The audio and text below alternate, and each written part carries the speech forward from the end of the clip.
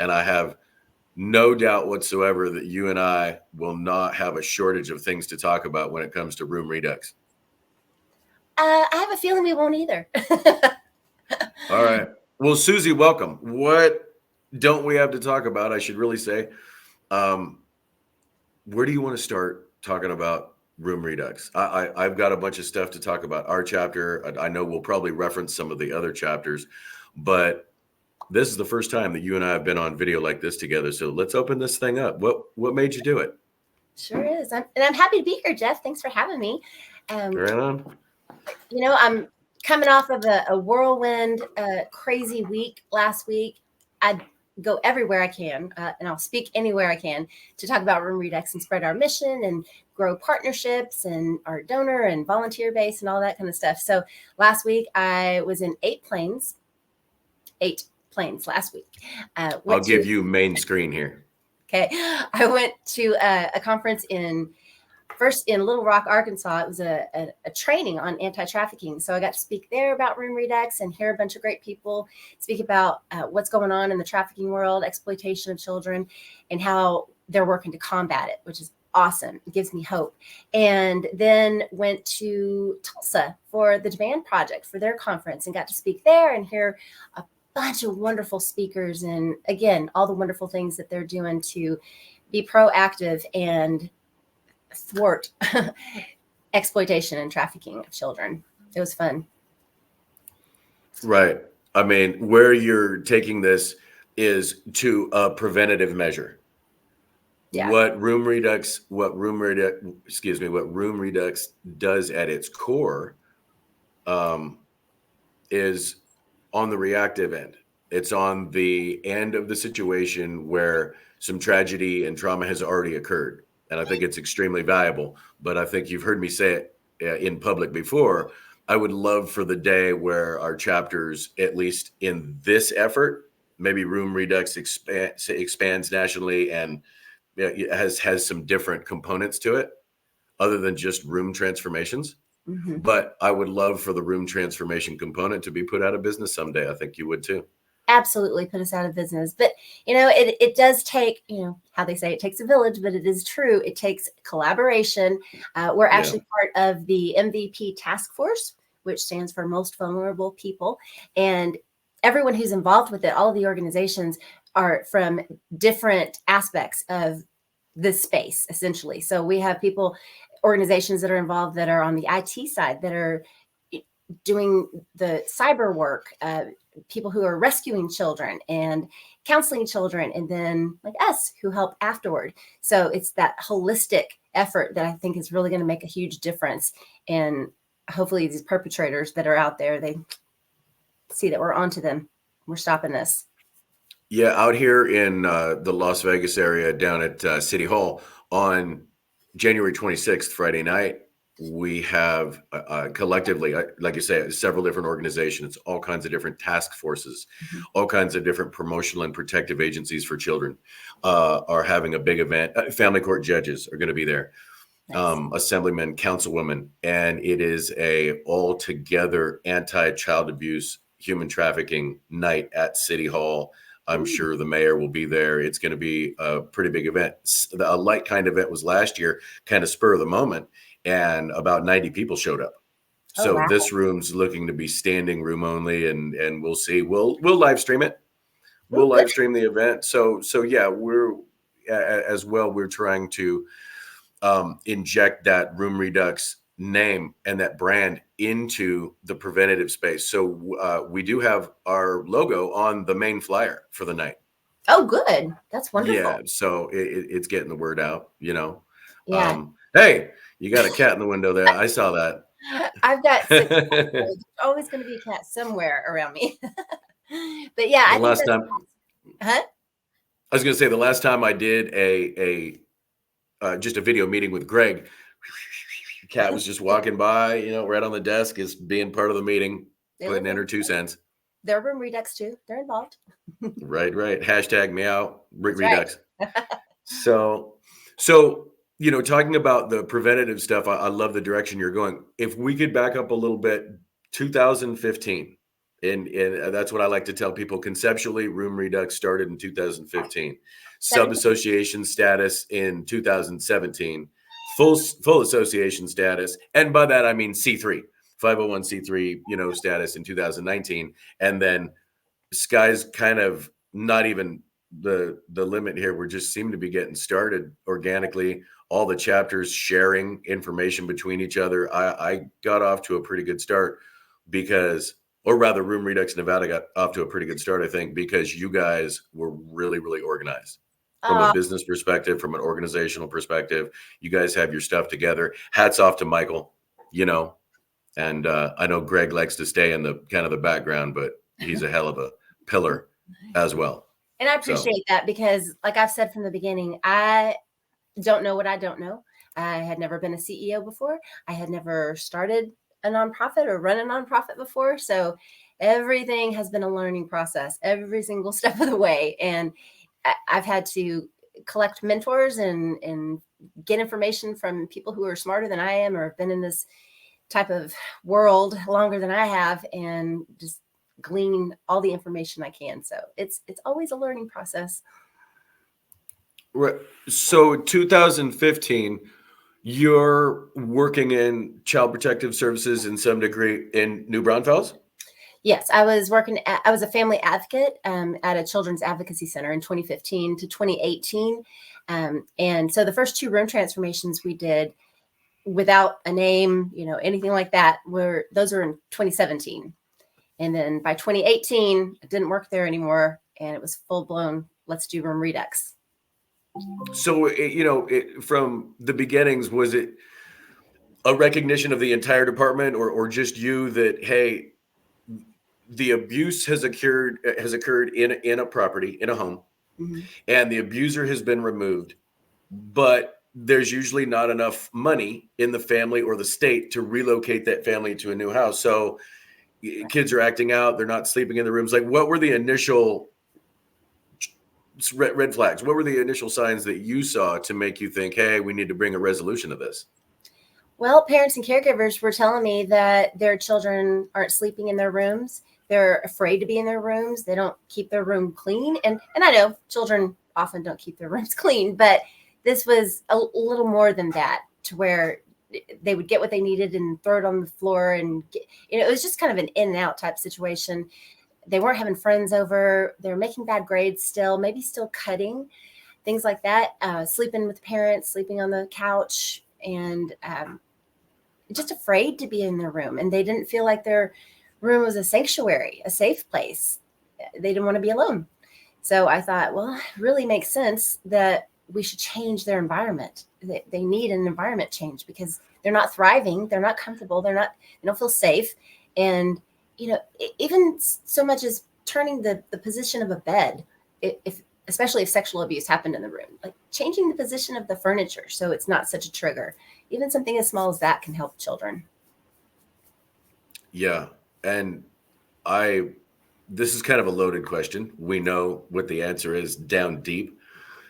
After you did that first room transformation in 2017, what sort of encouragement, inspiration, validation did it give to the concept? Did it give to the idea? It's a funny story, I'll tell you. So the week after, it was two room transformations in one home. It was one for a 13-year-old boy and a 14-year-old girl. And the dad, he was a wonderful dad. He slept on the couch so that the boy and the girl would have their own rooms. Well, the week after, he called me and he said, well, Dr. Seuss, that's what he always called me, my daughter got expelled. And I remember thinking, no, that's not what I thought. That's not the feedback I thought I was going to get after these room transformations. And he said, no, it's a good thing though. So his daughter, beautiful girl, 6 feet tall, 14 years old, athlete, long, pretty hair, but she was getting bullied. So the week after her room transformation, she's walking down the hall and the girl that was bullying her shoulder checked her and she clocked her. So you think, oh no, we don't want them to be violent. We don't want them to hit other children. But in that moment, and this is how her dad explained it to me, she felt more confident than she had before. She felt worthy. People did this for her that she didn't even know. she felt like she was something and she wasn't going to take it anymore. So it was good feedback. Yeah. Yeah. It's amazing some of the after photos, or rather when our kids, that's what I have come accustomed to call them. Just, they're our kids. Yeah. And our kids come walking into that bedroom and they see this new vibe and these new colors and all these new, all the new artwork, and everything's new. And it takes a while to soak in. It takes a while to soak in, and you see it. And I've seen a couple of videos where they bring over friends, and friends or cousins or relatives about the same age. They're bouncing off the walls, celebrating like they just saw Disneyland for the first time.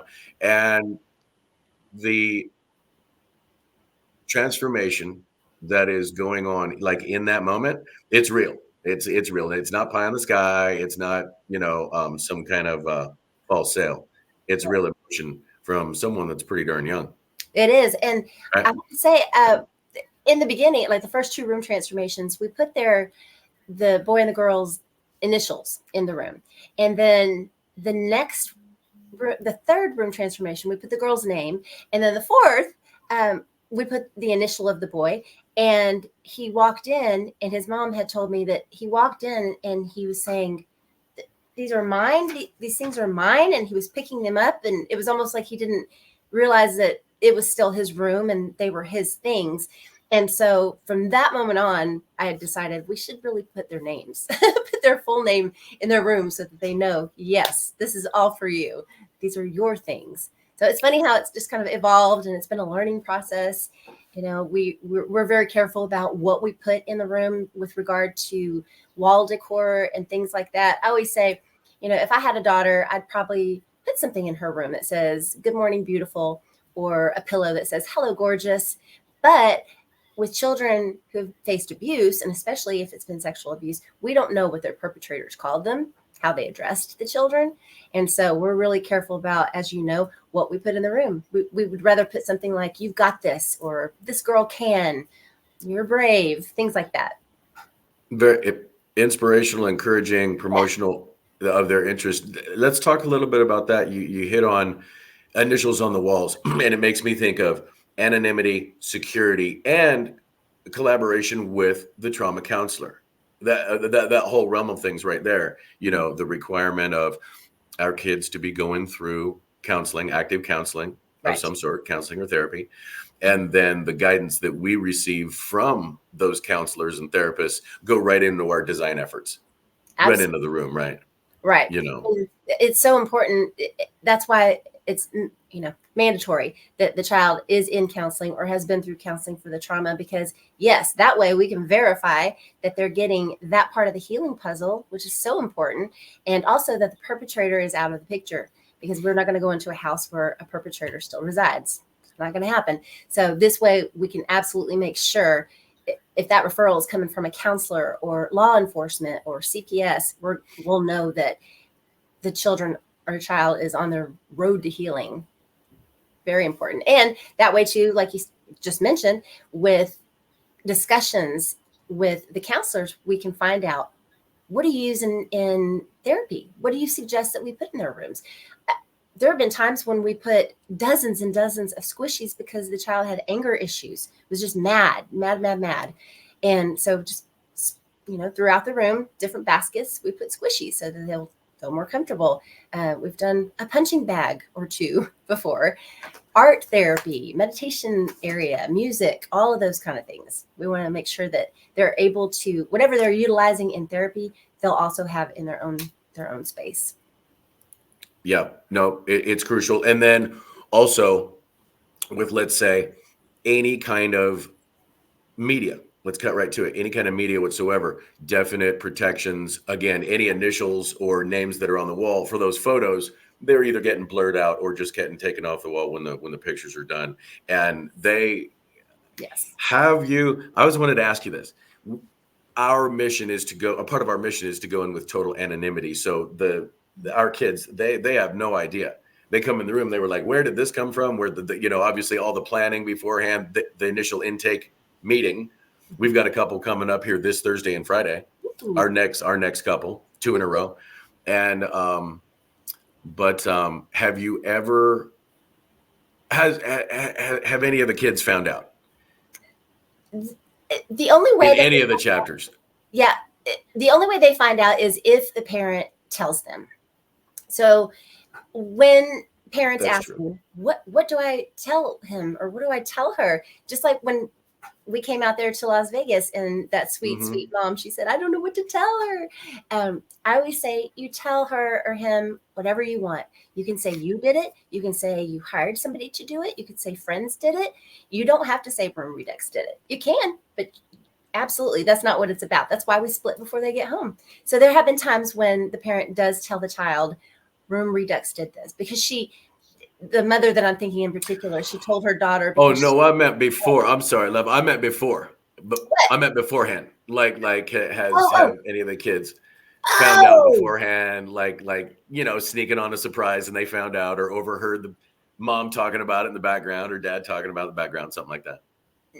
Not to my knowledge. When that has happened, it's been because the parent did tell the child beforehand, and in that case, I tell them it's fine to tell them beforehand, but do me a favor and don't tell them till the week of. Otherwise, it's going to be every day. Is it going to happen? Is it going to happen? And what if it gets postponed? Things like that. But we say that they can tell them if the child is adverse to change, if it would Hmm. really spin them out of control, or if they're somewhere on the spectrum, it might mess with them a little bit. So, but finding out, overhearing, not to my knowledge, I don't think so. Nobody's told me anyway. Good. Yeah. We'll knock on wood. We'll try to keep that. Yeah.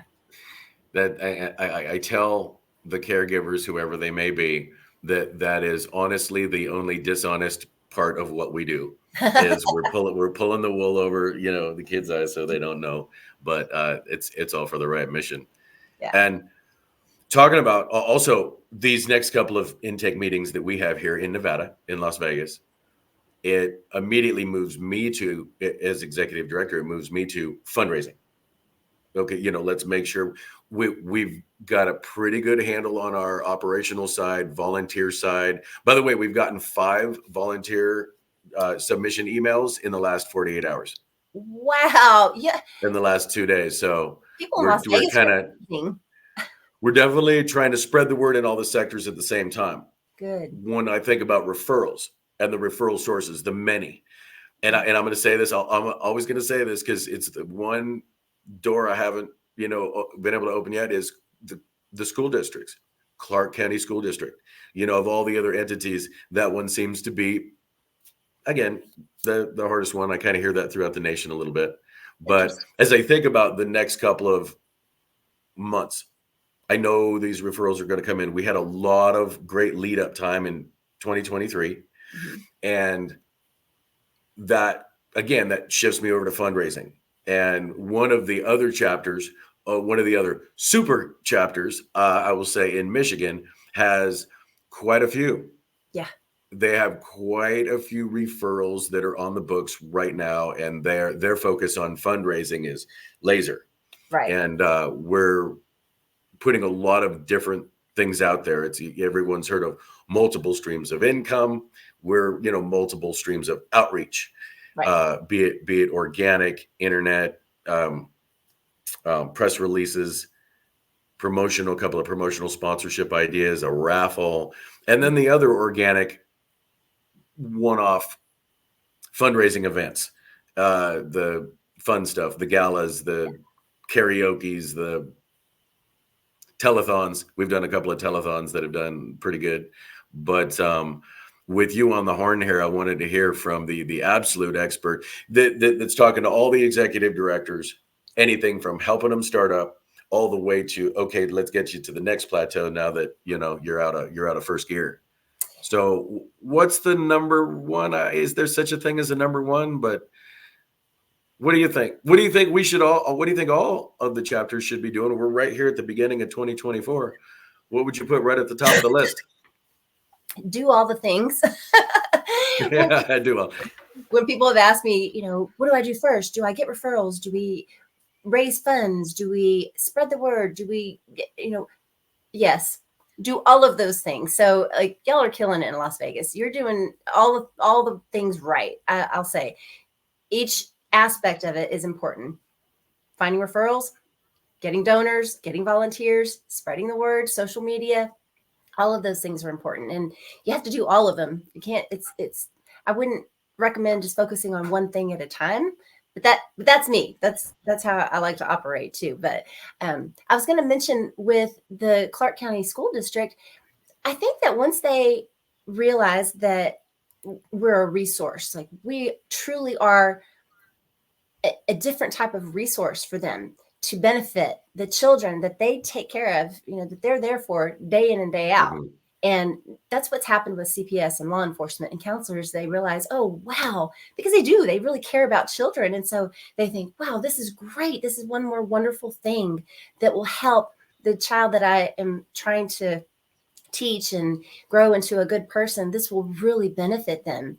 So as you get those referrals, shout it out, maybe shout out on social media or even on your website. Thank you to whatever referral source you've gotten yours from, DFPS or CPS or such and such police department and things like that. And then that becomes your clout. That becomes like, oh, they are That's great advice. a trusted resource. Okay. And once they realize too that it's confidential, nobody is ever going to see those children in pictures or videos or anything like that, except for you, of course, if the parent or caregiver sends one to you, but never going to be posted, never going to be for anybody's eyes to see.